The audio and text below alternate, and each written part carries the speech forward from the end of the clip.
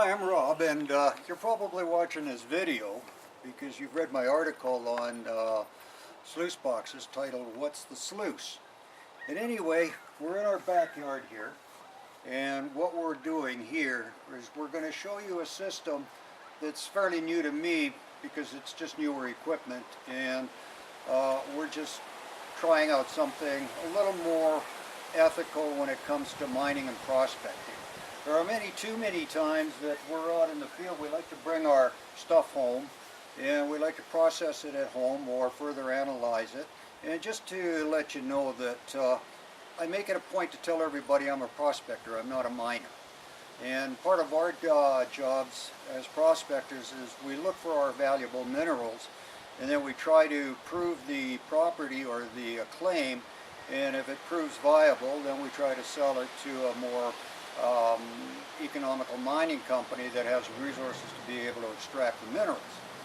In any case, we're in the backyard here, as you can see, and as I mentioned, we've got a new system coming up here, and for most miners, this is basically what they're using. Their ponds are a lot more larger, of course. Their equipment is a lot bigger, so they can dig bigger holes. But as far as prospectors and small miners are concerned, we like to leave a very, very light footprint, very small. We try to cover our holes back up. It's called reclamation. We don't want to just tear up the land and just leave it like too many people have done, especially like one that I know of around Cornell Forks, where it's going to take a couple $1 million maybe to reclaim that whole entire mine and bring that property back into its original condition. Here, as you can see, we have our regular sluice box, and what I've got here is I've got a high banker, and attached to the high banker we've got an extension. As I mentioned in the article, there are many times where you don't have a viable water source. So you have to more or less bring the water to you or truck it in. On a small scale operation like around your home or in an area where you're limited with water, I'm using 50-gallon buckets here. I've got one, we've got two, we've got three, and then way over here we've got a very inexpensive pump. Now we're using inexpensive equipment here because for most of us we don't have a lot of money, and it takes a lot of money to continue with the operation. This little baby is nothing more than a flow pump. It actually comes from Princess Auto, and it costs about $156, and from what I can tell, it'll work quite well. Now, as far as the operation, the power is concerned, I don't like carrying a lot of equipment out in the field. It's heavy, it's cumbersome, and it takes a while to pack it up and move on with it. In this case, I'm using electrical power, and I have enough extension cord here to actually reach a generator on my truck if I've got a few hundred mil or more. This one here is capable of about 300-400 feet. I can get that to my generator in the truck to operate the system. This is what I call basically a closed loop system. The first bucket here, 50 gallons worth. I normally sometimes I'll put a bucket underneath to catch some of my concentrates coming out, but if I'm doing a lot of work out in the field, I'll just use this one as the collection bucket. The sediment will fall to the bottom. It'll move into the second, which will also filter out any more of the sediment, and the third one here will actually be pretty well clean water by the time it's through. It circulates back through the pump on the hose and back into the sluice box. Now out in the field, you're going to see here on the property, we're going to lose some water. And because of that, I usually carry another bucket here, not only for any of the material that falls out of the grizzly here, but it's captured into the bucket, and then I'll use a smaller bucket to put back into the water supply. Out in the field, however, I'll probably have a small swimming pool here where I'm going to use as additional water because we are going to lose some. And you can actually set up a water containment system. Basically, it's like a swimming pool that the firefighters use, and they usually hold about 1,000 gallons, and they'll collapse into a very, very small profile for transportation, and they usually roughly cost anywhere from $500 to $1,500 to $2,000 a pool, depending on the size and the framework that you're using. For now, let's just get this started. You can see I've already set this thing up. And what we've done here, this is an angle of about 1 inch for every foot. It's at about 30 degrees maybe, 30% angle. And it's roughly, it's done me quite well out in the field as far as washing the gravel is concerned. So what I'm going to do is, just to show you how this thing works, we're going to fire it up right now. And what I have here, hooked up to the pump, is basically watertight switch. If you're using watertight connections here, the electrical hazard, etc., etc. So it's a little bit of safety. Let's just turn this thing on. Here at home, what I'm using in order to add, if I'm working around the yard, just a garden hose, and this is simulating what I would be hooking up to if I had a pool out in the field. As you can see, the water is fairly decent here. I got a valve on the side, and of course I can regulate that water. So what I'm going to do is I'm just going to add more water to the system. We can see if we can get a good flow. You'll notice that the pump here is actually putting out pretty good. So right now we've got some gravel from the plains. This stuff has already been hand screened. I've also panned some of this out already, but as in my article mentioned, that in order to set up your sluices, you should use some garbage gravel just to see how well the sluice is going to work, so you can fine-tune the sluice for the operation. So let's just throw a little in here and see what happens.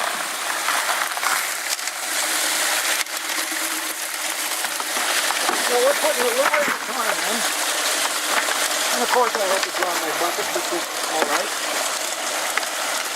As you can see, the smaller gravel is actually falling into the bucket. I'm just going to move it back a little bit.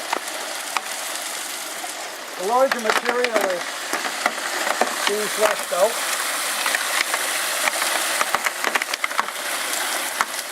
This is the stuff that we'll collect after.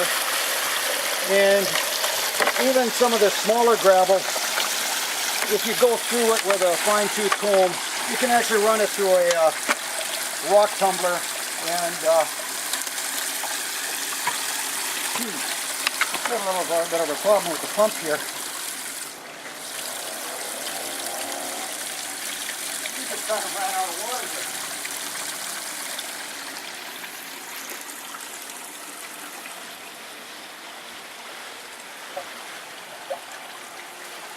So what I'm going to do is I'm going to turn on the hose, I'm going to turn this off, and then we'll just stop the video until I can get some water in here. This is what I meant about running out of water within the sluice assembly. Okay, we're back in business. We've got some more water back in the tubs here. We'll just turn it on.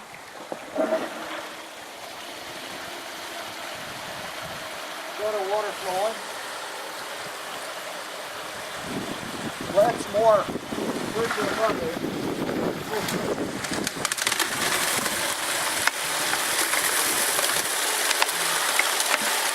And what we're doing is we're adding a little bit at a time here. Letting the water wash this through.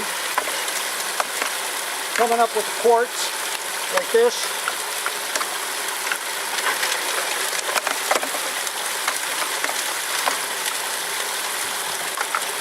You see we got a lot of volcanic rock in here as well, some gabbro,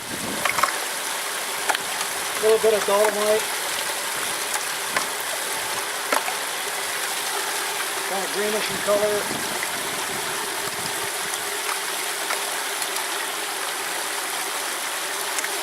Just keep adding a little more here.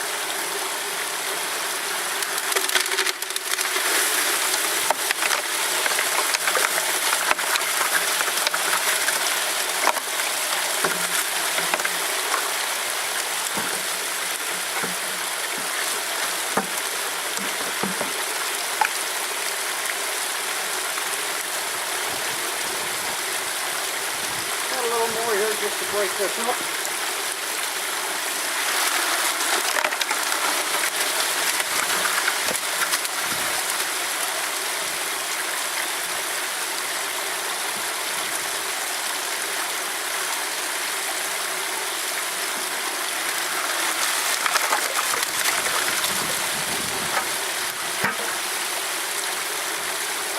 And we'll just wash this through. Put a little bit of argillite in here. Most of this is basically volcanic alluvial. But some of this is actually does look quite nice when you run it through a tumbler and polish them up a bit.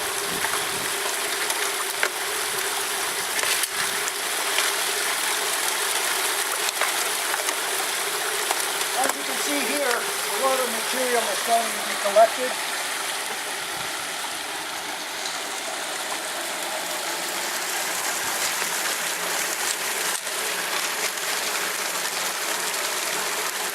As time goes on, once it starts to build up a little bit more, we'll end up pulling these trays out and doing cleanup.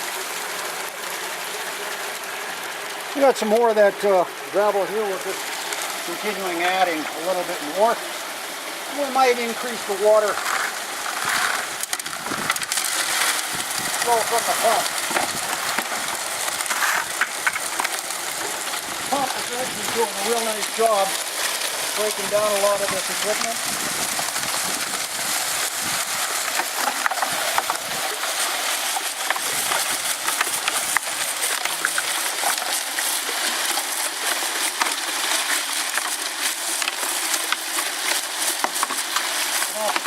Grizzlies here in a little while.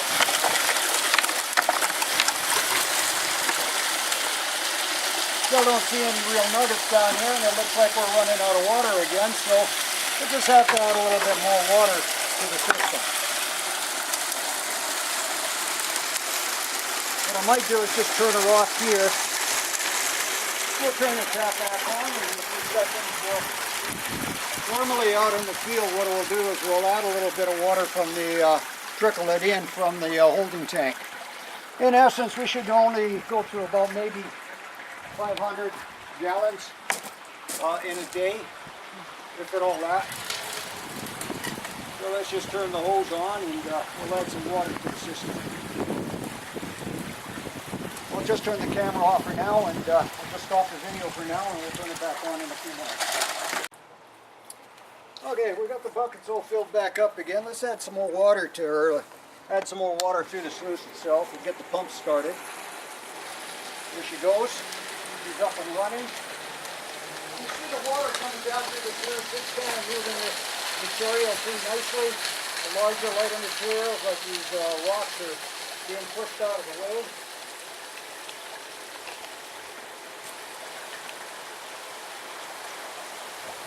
Well, this seems to be doing its thing.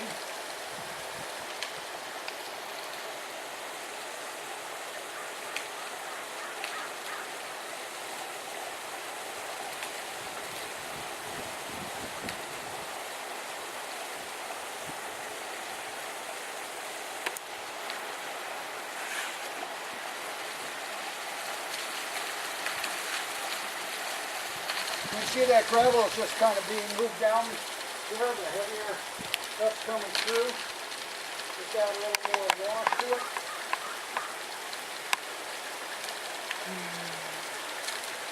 And for now, what we'll do is we'll just add the rest of the gravel in here nice and slow. And we'll let this wash through.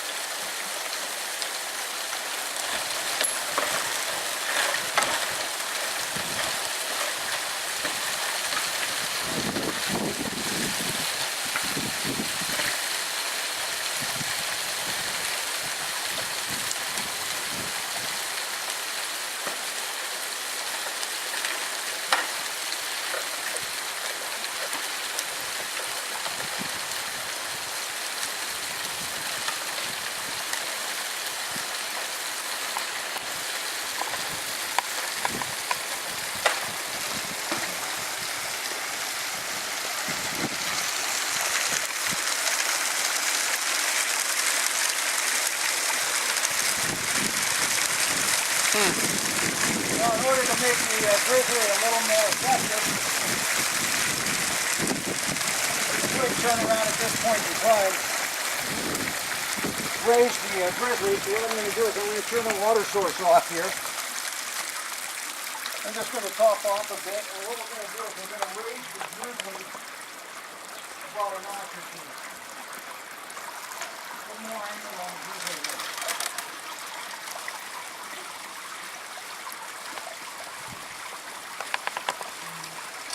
We'll head down and do a couple of pulls.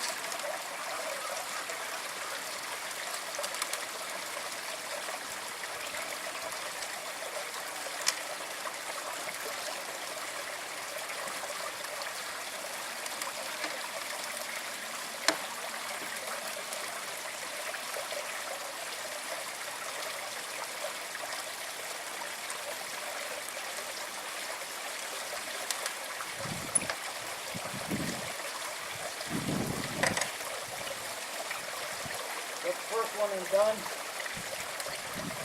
On the back side here.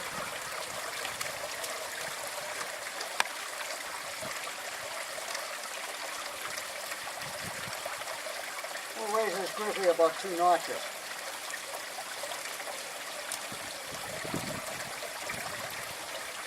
If I can. There we go.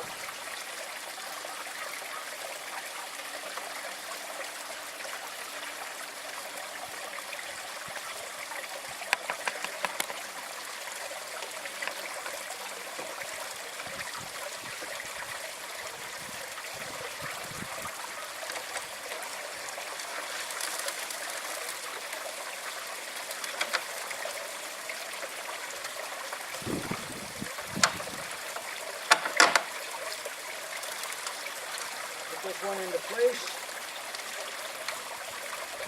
Actually, I might raise her up a little bit more than that.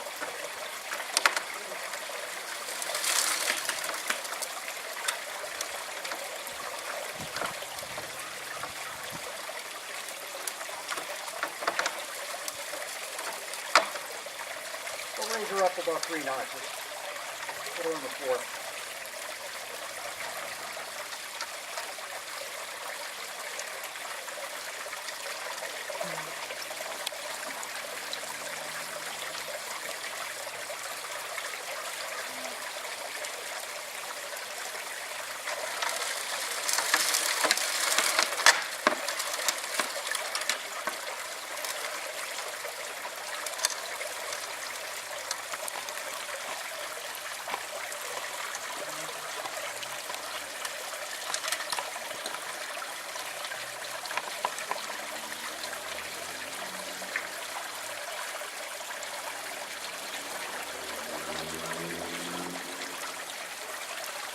Okay, that should give us a little more water coming down into the grizzly. More material being slid down the rods here. Okay, let's start this up again. We'll pop up a little bit.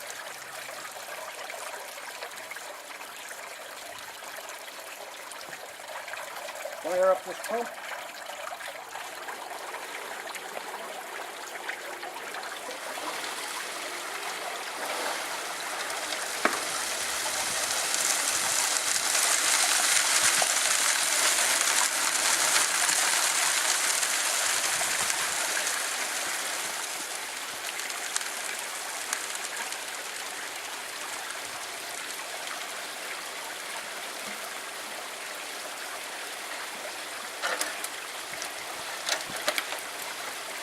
That's pretty well done. We'll just clean out the grizzlies here.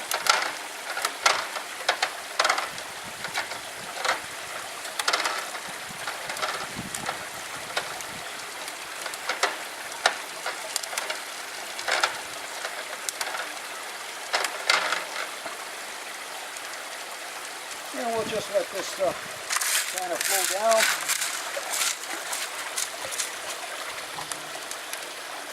We'll get our bucket here in a minute. And we'll just stop it and then we'll go to the cleanup. Anyway, that's the operation. You can see how much material has been caught up within the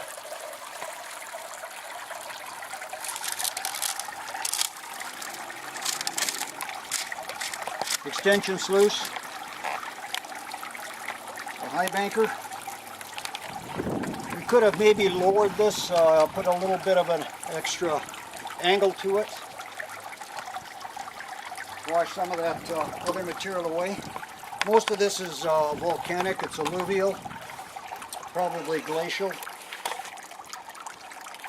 And it is heavier than most of the material out there. So to start with, we'll collect the material in here after, but we'll pull this out of here and then we'll clean this stuff up in a bucket here. I'll just use this bucket. We'll add some water to it. And that way the mats themselves we can wash out. We'll use the hose to wash out anything that might be at the bottom underneath these mats. So let's start with the extension. We'll get this out of the way first. There we go. You'll notice there's nothing caught up on the extension here. All the material is on the mat. So what we're going to do is we're going to just fold this up. You see a lot of the small stuff in here. There's some black sand in here, as you can see.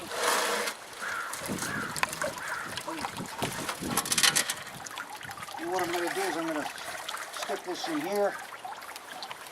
And you see the black sand. What we'll do is we'll take the hose after and we'll gently wash this into another bucket, and then we'll pan that out to see if we've got anything in there.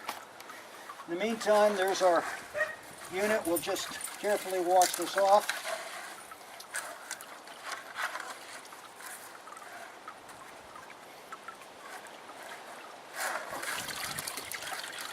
We don't want to lose anything, so we're going to fire up our hose and see if we can just hose this down.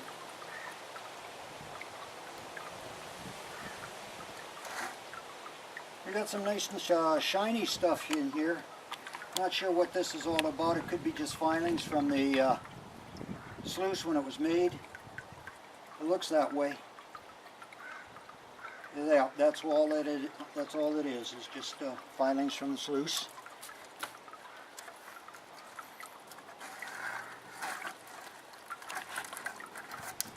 So what I'm going to do is I'm just going to fire up the hose here gently, and we'll see if we can wash this down.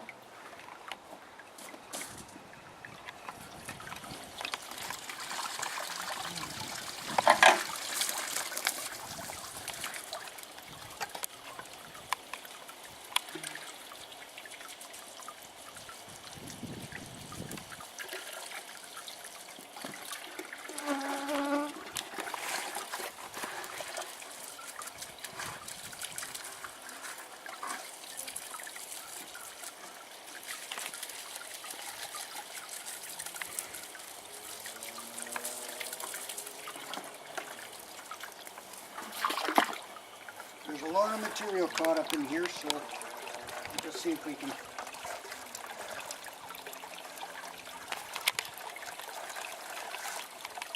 put that into the bucket.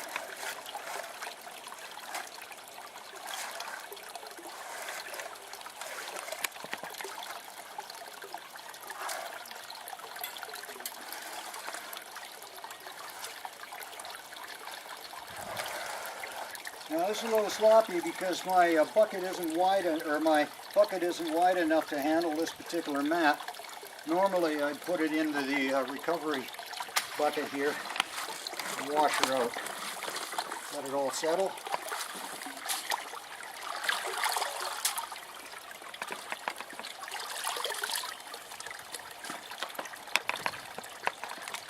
We'll grab this one here.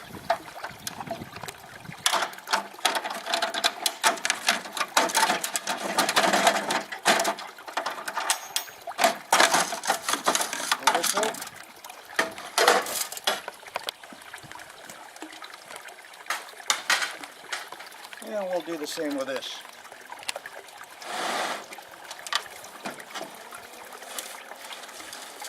You'll notice again there's some black sand in here. Not much, but it's there.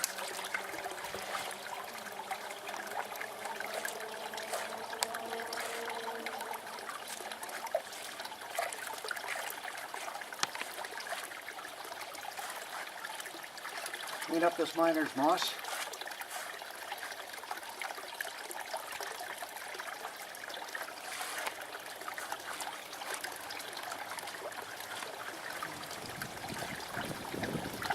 Anything left, we'll just turn it around and we'll put her in here.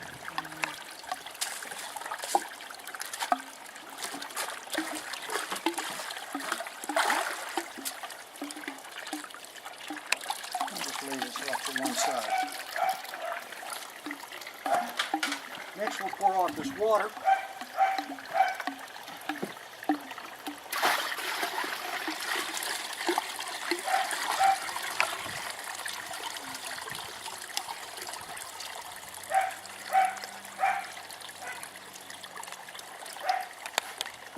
Leaving us with some concentrate that we can pan later, and that's what we'll end up doing.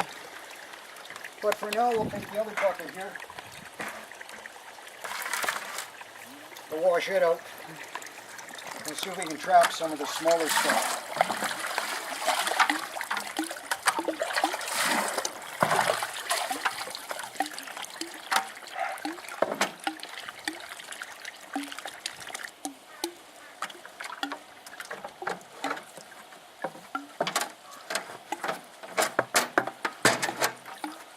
What I'll do is I'll use a smaller bucket.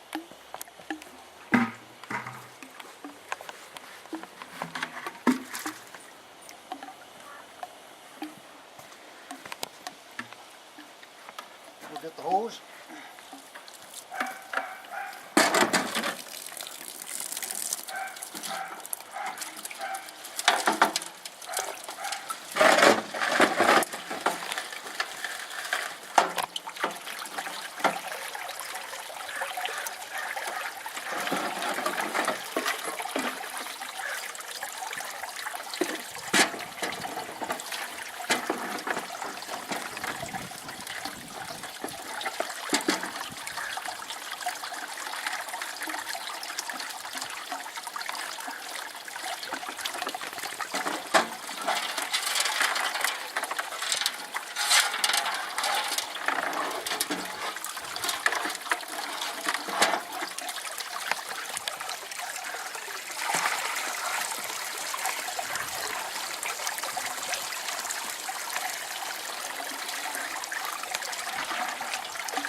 And this stuff here probably won't have anything in it, but if that does, it'll be all very, very minute flour or micro-gold. We'll pan that out in a separate pan. We'll probably use a fine recovery type sluice and see what we get out of this for sampling. The rest of this in this bucket's going to be picked up. It's going to be collected. We're going to retain it, and we're going to pan it out just to see what we get, and we'll do that later. Anyway, I hope you found this interesting. The sluice is actually working quite well. The 1 inch per foot on the incline seems to work quite well as well.